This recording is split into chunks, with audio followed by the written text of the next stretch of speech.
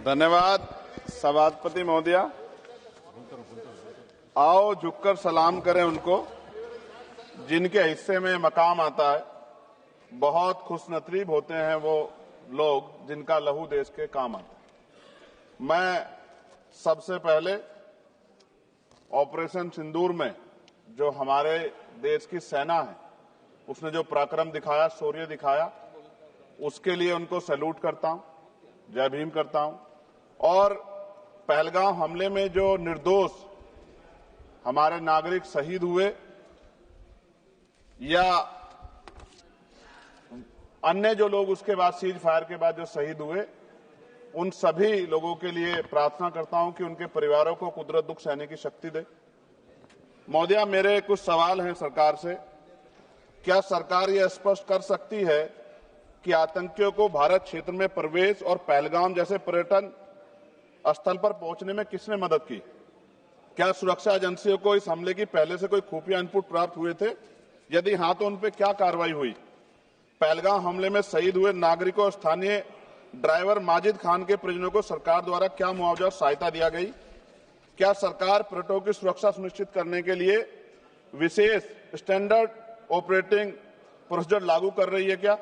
क्या भारत सरकार ने अंतर्राष्ट्रीय मंचों पर यह मांग रखी है कि जब तक पाकिस्तान आतंकवाद पर कठोर कार्रवाई नहीं करता तब तक उसे किसी प्रकार की आर्थिक सहायता न दी जाए? ऑपरेशन सिंदूर के बाद जब पाकिस्तान ने जवाबी हमले किए और 21 भारतीय नागरिक शहीद हुए, यहां तक कि हमारे गुरुद्वारों को भी निशाना बनाया गया, तब सरकार ने सीज फायर की अनुमति क्यों दी? क्या यह भारत की कूटनीति कमजोर नहीं दर्शाता? सभापति महोदया, मुजफ्फरनगर में हमारे जिला सचिव हैं भाई कामिल, उनके परिवार के 2 बच्चे भी इस हमले में शहीद हुए थे। क्या सरकार ये मानती है कि टीआरएफ द्वारा इस हमले में खासतौर पर हिंदू पर्यटकों को निशाना बनाना भारत में सांप्रदायिक द्वेष को बढ़ावा देने का प्रयास था? यदि हां, तो इसे रोकने हेतु सरकार ने क्या रणनीति बनाई? सरकार उस मुस्लिम पोंडी ऑपरेटर को क्या सम्मान देगी जिसने अपनी जान देकर तीर्थयात्रियों की रक्षा की? क्या उसे शहीद घोषित किया जाएगा? पाकिस्तान को हाल ही में आईएमएफ द्वारा $2 अरब से अधिक की सहायता राशि दी गई है। क्या भारत ने औपचारिक रूप से आईएमएफ और अन्य वैश्विक संस्थाओं के समक्ष आपत्ति दर्ज कराई है? क्या सरकार ने जांचा है कि आईएमएफ या अन्य विदेशी मदद का कोई हिस्सा आतंकवादी गतिविधियों में उपयोग तो नहीं हो रहा है?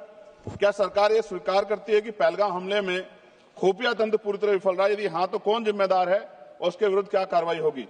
क्या सरकार स्पष्ट कर सकती है इतने भारी सुरक्षा प्रबंधों के बावजूद टीआरएफ जैसे आतंकवादी संगठन के सदस्य भारत में प्रवेश कैसे कर जाते हैं? क्या सरकार ये बताएगी पहलगाम जैसे संवेदनशील क्षेत्र में सुरक्षा समीक्षा अंतिम बार कब की गई थी और उसमें क्या कमियां चिन्हित की गई थी? प्रधानमंत्री जी ने इस हमले के बाद पहलगाम का दौरा क्यों नहीं किया जबकि देश भर में भावनात्मक उबाल था? क्या सरकार ने शहीद हुए नागरिकों के परिजनों को आर्थिक मदद व स्थायी सहायता प्रदान की? यदि हां, तो उसका विवरण सदन में प्रस्तुत करें। महोदया, सरकार के लोग सेना के सम्मान की बात करते हैं। इस घटना के बाद सेना के जवान अमरनाथ यात्रा की ड्यूटी पर जा रहे थे, ऐसी रेल दी गई उनको जिसकी हालत बड़ी खराब थी। सेना के जवानों ने मना कर दिया कि हम इस रेल में नहीं बैठेंगे। 4 दिन बाद बदलनी पड़ी। और सरकार के नेताओं की भाषा देखिए, कर्नल सोफिया कुरैशी के बारे में किस तरह के शब्द यूज किए गए, इन पे भी हमें चिंता करनी चाहिए। देश की सेना के लिए मेरी मांग है महोदया कि सेना और अर्धसैनिक बलों के वेतन को टैक्स मुक्त किया जाए, बैटल ऑफ ऑनर से सम्मानित, क्योंकि ये इस समय ऐसा विषय चल रहा है कि देश की सेना पे हमें गौरव है, गर्व है, लेकिन जिस तरह से आतंकवादी गतिविधियां बढ़ी है, मेरी मांग है कि बैटल ऑफ ऑनर से सम्मानित चमार रेजिमेंट को बहाल किया जाए, Gurjar regiment, Mehtar regiment, Yadav regiment बनाई जाए, क्योंकि देश का जो किसान का मेरा है उसके अंदर, देश का जो गांव में रहने वाला जो व्यक्ति है उसके अंदर देश प्रेम का जज्बा बहुत जबरदस्त है। अगर इनको मौका मिलेगा तो शायद पाकिस्तान छोड़िए, चाइना की हिम्मत भी नहीं होगी कि हमारे देश की तरफ आंख उठा के देख ले। महोदया, बाबा साहब अंबेडकर कहते थे हम प्रथम और अंत्य भारतीय हैं। भारत की आन पे जब आंच आती है तो जिस तरह इस बार प्रदर्शन हुआ, एकजुट रहा देश, सारा विपक्ष हो पक्ष हो सब एकजुट रहे, ऐसे हमें एकजुट रहना चाहिए। अगर हम एकजुट रहेंगे तभी हम आतंकवादियों से लड़ पाएंगे। महोदया, 1965, 71, 1999 के युद्ध में किसी भी अरब देश ने पाकिस्तान का साथ नहीं दिया था, लेकिन आज एक भी अरब कंट्री हमारे फेवर में नहीं खड़ी। क्या हमें अपनी फॉरेन पॉलिसी पर नहीं सोचना चाहिए? कि ऐसा क्या हो गया कि हमारी राजनीतिक जो भारतीय की लोकल राजनीति है, इसके चक्कर में क्या हमारी फॉरेन पॉलिसी या हमारे मित्रों को के मन में पीड़ा तो नहीं पहुंच रही है। पाकिस्तान ने कहा और आपने मान लिया, और आपने सीज फायर का आज रक्षा मंत्री जी को मैंने सुना, उन्होंने कहा भाई, उन्होंने कहा कि महाराज हाथ जोड़ते हैं, छोड़ो, उन्होंने कहा और आपने मान लिया। लेकिन फिर उसके बाद 10 तारीख को दोबारा से जो है ड्रोन उड़े और 15 लोग शहीद हुए, 43 लोग घायल हुए। हम अपने आम नागरिकों को क्यों, जबकि मान रहे हैं, मैंने रक्षा मंत्री जी को सुना, वो कह रहे हैं कि ऑपरेशन सिंदूर खत्म नहीं हुआ, ये रोका गया, इसका मतलब हमें खतरा है कि दोबारा भी हमला हो सकता है, पाकिस्तान अपनी हरकतों से बाज नहीं आ रहा। तो हम अपने आम नागरिकों को और सेना के जवानों के जीवन को खतरे में क्यों डाल रहे हैं भविष्य में? क्या हमें इसके पुख्ता और परमानेंट इंतजाम नहीं करने चाहिए? जैसे अगर सरकार को, मैंने कई बार सुना सरकार के लोग अखंड भारत की बात करते हैं, इससे अच्छा मौका आपको काम मिलता। पीओक्यू लेने के बाद हमारे उत्तर प्रदेश के मुख्यमंत्री बार बार कहते कि चुनाव में कह रहे थे 6 महीने के बाद पीओक्यू इधर होगा, अगर सरकार बन गई, जनता ने तो मौका दे दिया, कहां है पीओक्यू? क्यों नहीं लेके आए इस बार आप लोग? तो पहली सीढ़ी तो इस बार ही चढ़ गए थे। जिस तरह से मीडिया ने माहौल बनाया था मोदिया, तो ऐसा लगा कि अगर देश की सेना ने जो हिम्मत जुटाई थी, सरकार मदद करती, तो माननीय नरेंद्र मोदी जी पाकिस्तान के भी प्राइम मिनिस्टर होते इस बार, इसी बार, और फाइनेंस मिनिस्टर बैठी है हमारी, ये पाकिस्तान की फाइनेंस मिनिस्टर होती। इस तरह के हालात बने हुए थे और ऐसा मौका चूकना ही नहीं चाहिए था।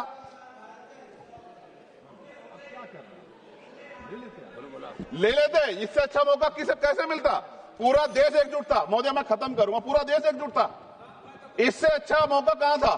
लेकिन अब अमेरिका में बैठ के कोई देश के फैसले कर ले तो देश की गरिमा पे, संप्रभुता पे बहुत बड़ा हमला है। इसको हमें समझना चाहिए, हमें समझना चाहिए किसी की हैसियत नहीं है।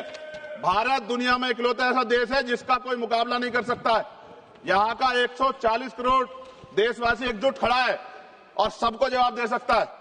मोदी, आज खत्म करते हुए कहूंगा, अमरनाथ की यात्रा आ रही है अगस्त के फर्स्ट वीक में, चल भी रही है, नहीं चल रही। अनुराग भाई, आपको बोलने का मौका नहीं दिया, आप ये नाराजगी मेरे ऊपर मत उतारो। आप लड़ो ना उनसे, आप लड़ो चेयर से, मुझे काहे को करना। खत्म हो रही है अमरनाथ की यात्रा, खत्म होने वाली, सुरक्षा के पुख्ता इंतजाम होने चाहिए और दोबारा ऐसी कोई घटना ना हो। लेकिन अंत में महोदय मैं कहूंगा, आम लोगों की जान भी गई, क्या सरकार ने उन परिवारों को मुआवजा दिया है? क्या उनके जीवन का कोई मूल्य नहीं? जिन्होंने अपने परिवार खोए, जिन्होंने अपना घर का बेटा, पति, घर का कमाने वाला खो दिया, उनका भी तो अधिकार बैठता है। सरकार ने क्या मुआवजा दिया, इस बात की जानकारी भी सरकार को पटल पर रखनी चाहिए, सामने रखनी चाहिए। और अंत में मैं धन्यवाद दूंगा भारतीय सेना को और भारत के का जो प्यार है कि पाकिस्तान और आतंकवादियों के भरसक प्रयास था कि यहां सांप्रदायिकता का माहौल बन जाए, लेकिन देशवासियों ने समझदारी दिखाई। और कश्मीरियों को भी मैं बहुत धन्यवाद देता हूं कि उन्होंने कोशिश की कि किसी भी तरह से कश्मीर के ऊपर जो ये इतना बड़ा इल्जाम लगा है, ये इल्जाम में कश्मीरी शामिल ना हो और ऐसे आतंकवादियों पर सख्त कार्रवाई। पता लगा है कि महादेव, ऑपरेशन महादेव हुआ है और यही पता लगा कि वो 3 आतंकवादी मारे गए। लेकिन मैंने अखबार में ये भी पढ़ा था कि वो जो मुख्य आरोपी था कुछ दिन पहले पाकिस्तान में था। कोई पिकनिक चल रही है कि उधर भी चले जाते, इधर भी आ जाते? क्या है बॉर्डर पे ऐसा? ये बताना चाहिए ना देश को। मैं आपका धन्यवाद करूंगा और भारत की महान सेना को मैं बधाई देता हूं, उनके लिए मंगल कामना करता हूं। जय भीम, जय भारत। महोदय, धन्यवाद।